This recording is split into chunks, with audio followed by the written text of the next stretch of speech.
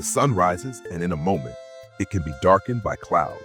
A loved one's smile can turn to silence. A victory can collapse into defeat. One phone call, one accident, one twist of fate, and everything changes. No matter how powerful we are, no matter how much we plan, life will always hand us things we cannot control. And when it does, we face the greatest question of all. Will we break or will we rise? The Stoics believe that peace, strength, and even freedom are found not in controlling the world, but in mastering how we respond to it. This is the art of accepting the uncontrollable. Welcome to Virtue Over Chaos. If you've ever felt crushed by life's storms, powerless against events you couldn't stop, you are not alone. The Stoics lived in times of war, plague, betrayal, and loss. And yet, they found a way to walk through fire without being consumed. Today, we will journey through their wisdom. We'll explore why control is an illusion, how to let go of what you cannot change, and how to reclaim your energy by focusing on what is yours alone. We'll hear stories of emperors and slaves, warriors and ordinary people, and discover how their strength can become ours. But before we begin, remember, if you find these lessons powerful, help share them with the world. Like this video, share it with someone who needs it, and subscribe to Virtue Over Chaos. Together, we can bring more light to those lost in the storm. The core truth: control an illusion. Epictetus opened his teachings with a truth so simple, yet so world-shattering. Some things are up to us, others are not. Your thoughts, your actions, your values, these are yours. But the opinions of others, the rise and fall of fortune, the ticking of time, these are not. Most suffering comes not from life itself, but from fighting this truth, from clinging to the illusion of control, from screaming at the wind instead of adjusting our sails. Story: The Emperor in the Storm. Marcus Aurelius, the philosopher king of Rome, knew this well. As emperor, he commanded legions, ruled millions, and carried the weight of an empire. And yet, even he could not control the uncontrollable. When a plague swept Rome, he wrote in his private journal, "You have power over your mind, not outside events. Realize this, and you will find strength." Imagine the emperor himself, surrounded by suffering, powerless to stop the tide, reminding himself that peace comes not from controlling events, but from controlling himself. This is the truth the Stoics live by. The uncontrollable is not your enemy. Your refusal to accept it is. Modern example: the worker in the economy. Think of the modern worker. She trains, she studies, she builds a career. But then an economic crash hits. Her company downsizes. Her job is gone. Panic rises. Anger burns. But what good does it do to rage at the economy? To curse the market? None. Because the market is beyond her control. What is within her control? How she responds. Does she rebuild? Learn new skills? Adapt? Or does she drown in bitterness? The Stoic chooses action over despair. Acceptance over resentment. Deep dive: why we resist acceptance. Why is it so hard to accept what we cannot control? Because the ego craves power.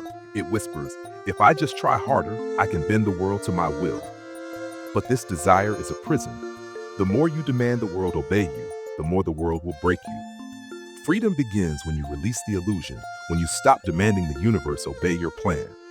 Seneca wrote, "A wise man is content with his lot, whatever it may be, without wishing for what he has not." This is not weakness, it is strength. Acceptance is not surrender, it is mastery. Story: Epictetus and the chains.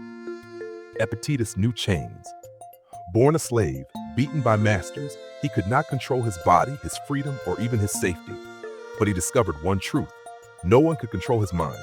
He once said, "You may fetter my leg, but my will, not even Zeus himself can overpower it." And so, though he was bound in body, he was free in spirit. His freedom was unshakable because it was rooted in the one thing that cannot be taken: his response. Practical lessons: how to accept the uncontrollable. The Stoics were not dreamers, they were practitioners. They gave us exercises to train acceptance like a muscle. 1. Negative visualization. Each morning, imagine loss. Not to depress yourself, but to strengthen yourself. Imagine losing your comforts, your wealth, even the people you love. This is not morbid, it is preparation. If the loss comes, you are ready. If it doesn't, you live with gratitude. 2. The control divide. When you feel worry, write it down. Divide it into 2 lists: what you can change and what you cannot. Burn the second list. Act only on the first. 3. The pause. Before reacting, pause. Ask, is this within my control? If not, release it. 4. Reflection at night. Ask yourself, did I waste today fighting what cannot be changed? Or did I live aligned with reason and strength? Modern story, the business failure. A modern entrepreneur spends years building a company. She pours her soul into it. But then, a global crisis hits. Supply chains collapse. The business fails. She can rage against the world, or she can accept it. She cannot control the crisis, but she can control whether she learns, whether she rebuilds, whether she rises again. This is the Stoic choice: to grieve, but not to shatter, to accept, and then to act. The uncontrollable. We cannot control people, not their actions, not their feelings, not their choices. Yet so much of human suffering comes from trying. We cling to what someone should do. We demand they love us, respect us, stay loyal. But the Stoics remind us, people will act as they do, not as we wish. Marcus Aurelius said, when you wake up in the morning, tell yourself, today I shall meet people who are meddling, ungrateful, arrogant, dishonest, jealous, and surly. But they cannot harm me, for none of these things can infect my soul. Freedom comes when you release your grip on others, when you stop demanding control over them and start mastering yourself. The greatest uncontrollable death. The final, the greatest, the one all of us will face. Death. It is the shadow that walks with us from birth. We cannot outrun it, cannot bargain with it, yet most live in fear of it. The Stoics did not. They embraced it as part of life's design. Seneca wrote, it is not that we have a short time to live, but that we waste a lot of it. To accept death is to live fully, to realize that each day is not owed but gifted. And with this awareness, every sunrise becomes a miracle.